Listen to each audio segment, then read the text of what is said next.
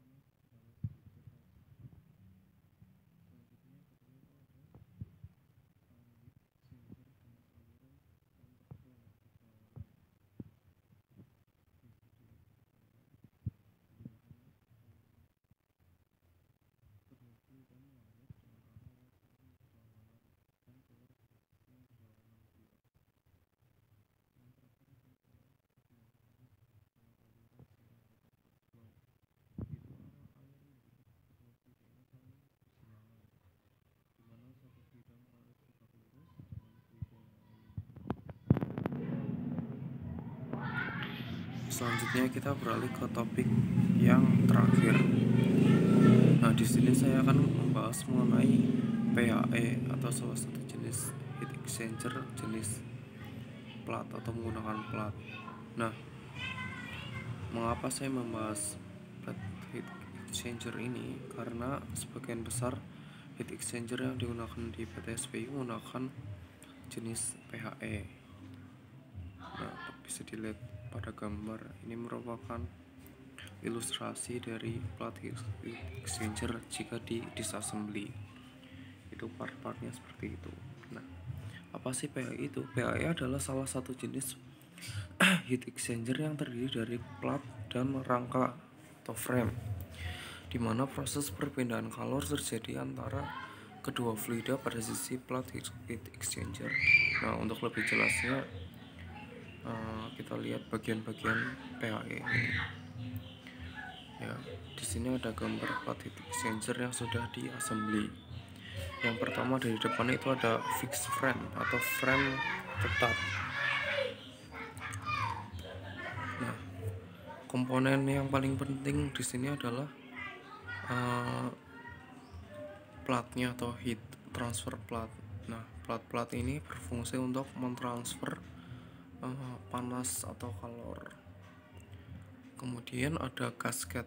Gasket merupakan seal yang berfungsi untuk mengarahkan fluida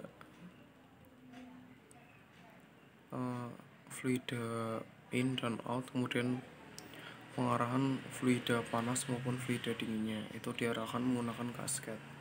Gasket ini berupa rubber atau karet yang berfungsi untuk menyegel aliran tersebut agar sesuai dengan arah yang ditujunya. Sedangkan untuk platnya sendiri itu terbuat dari bahan yang tipis dan memiliki konduktivitas thermal yang sangat tinggi. Hal ini untuk meningkatkan efektivitas perpindahan kalor. Kemudian ada guide bar itu sebagai guide ya. Kemudian carry bar itu untuk menahan beban. Kemudian untuk ada movable pressure plate. Nah, itu untuk yang depan itu kan fix. Nah, yang belakang itu movable untuk mempres plat-platnya supaya padat. Dan di bawah itu ada baut untuk mengencangkan atau teknik. Nah, selanjutnya bagaimana cara kerja dari PHE ini? Ya, bisa kita lihat pada gambar ya. Karena sebelumnya kita sudah mengetahui apa saja part-partnya atau bagian-bagiannya, maka akan lebih mudah untuk dipahami. Nah, yang pertama fluida ini pada gambar ini itu arah panah atau tanda panah merah itu saya asumsikan sebagai fluida panas, atau di sini untuk lebih gampangnya itu oli. Nah, untuk tanda panah biru itu saya asumsikan sebagai fluida dingin. Nah, contohnya itu bisa kita buat contoh itu fluida dinginnya air. Jadi di sini fluida panas mengalir melalui saluran atau inlet. Itu panahnya itu dari atas ya, dari inlet atas itu masuk oli panasnya. Kemudian sebaliknya untuk airnya itu masuk dari inlet yang bawah, itu yang tanda panah biru yang bawah. Nah, mengapa demikian? Karena pada PHE ini menggunakan sistem aliran counterflow, di mana kedua aliran fluida itu saling berlawanan arah. Nah, kemudian setelah fluida ini masuk, maka fluida ini akan melewati plat-plat untuk transfer panas ya. Melewati plat-plat, kemudian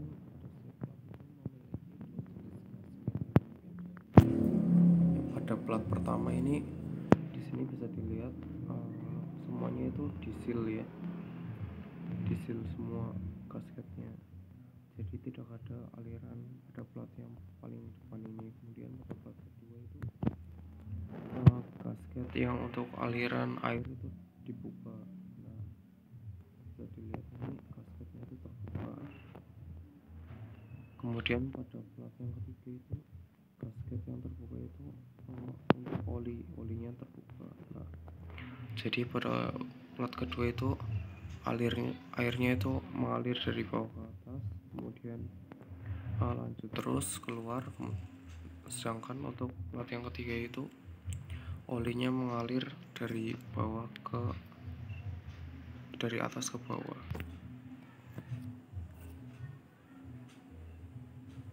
Nah, kemudian pada plat-plat ini terdapat groove. Fungsinya itu untuk memecah aliran supaya fluida tersebut itu menjadi terpecah partikelnya agar memudahkan terjadinya perpindahan kalor. Nah, prosesnya terjadi secara terus-menerus sehingga terjadi pertukaran panas di mana oli yang panas menjadi dingin, kemudian air yang dingin menjadi panas atau meningkat temperaturnya. Nah, ada alasan dibalik mengapa oli yang panas ini memasuki inlet yang atas bukan yang bawah. Jadi karena sifat suatu zat atau partikel jika dipanaskan maka akan menyebar. Nah, sebaliknya jika didinginkan maka partikelnya itu akan merekat atau memadat. Nah, jika kita menggunakan oli dari bawah ke atas maka pada saat olinya dingin itu partikelnya akan memadat sehingga sulit untuk keluar melalui outlet. Oleh karena itu kita menggunakan oli dengan inlet atas kemudian keluar dari bawah supaya memudahkan pada saat oli tersebut dingin dan atau partikelnya itu memadat supaya lebih mudah keluar.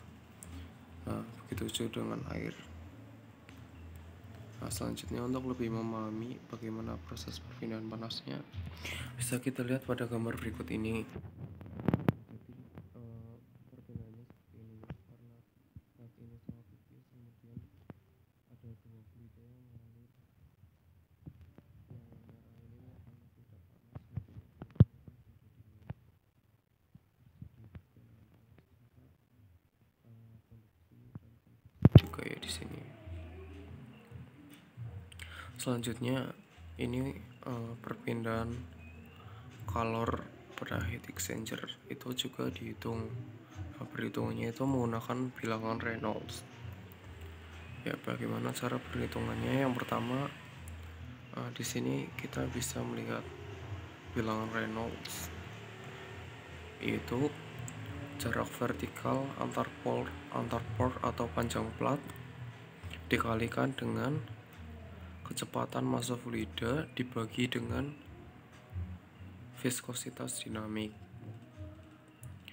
Nah, kecepatan massa fluida tersebut bisa kita cari menggunakan Q per A. Nah, setelah itu kita bisa masukkan semua parameternya ke dalam rumus ini dan ketemu bilangan Reynolds-nya. Kemudian kita tentukan apakah aliran tersebut turbulen atau laminar. Selanjutnya ada bilangan Nusselt. Bilangan Nusselt ini yaitu untuk menentukan koefisien perpindahan panas fluida. Jadi rumusnya itu bilangan Nusselt sama dengan 0,2023 dikalikan dengan R 0,8 kemudian dikalikan dengan bilangan Prandtl dipangkatkan N untuk fluida panas adalah 0,33 dan N untuk fluida dingin adalah 0,4. Nah, fungsinya itu untuk menghitung koefisien perpindahan panas fluida. Jadi itu menggunakan bilangan Nusselt terlebih dahulu. Nah, koefisien perpindahan panas fluida itu bisa dihitung dengan panjang susunan plat dalam meter persegi dikalikan dengan bilangan Nusselt kemudian dibagi dengan konduktivitas thermal fluida. Selanjutnya itu kita mencari beda temperaturnya. Jadi panas total bisa dicari dengan delta T atau selisih suhu rata-rata atau keseluruhan dikalikan dengan koefisien perpindahan keseluruhan juga, kemudian dikalikan dengan total mass perpindahan panas. Nah, untuk delta T nya tersendiri itu bisa dicari dengan rumus sebagai berikut, yaitu temperatur fluida panas yang masuk dikurangi temperatur fluida panas yang keluar dikurangi dengan temperatur fluida dingin keluar dikurangi temperatur fluida dingin masuk. Nah, dibagi dengan ln dari temperatur fluida panas masuk dikurangi temperatur fluida dingin keluar dikalikan dengan temperatur fluida dingin keluar dikurangi dengan temperatur fluida keluar dikurangi dengan temperatur fluida dingin masuk dalam derajat. Nah, ini contoh perhitungannya dengan yang sebelah kiri itu adalah tabel spesifikasi dari salah satu jenis PHE, kemudian tabel sebelah kanan itu adalah hasil pengambilan datanya. Nah, parameter yang di tabel ini dimasukkan ke dalam rumus-rumus tadi, kemudian hasilnya seperti pada tabel berikut. Sebagai contoh, pada contoh ini pembawa Renalta untuk fluida dingin itu 10.000, ukuran fluida panas itu sekitar 10.000 juga. Jadi bisa disimulkan pada simpulkan untuk jenis alirannya turbulen.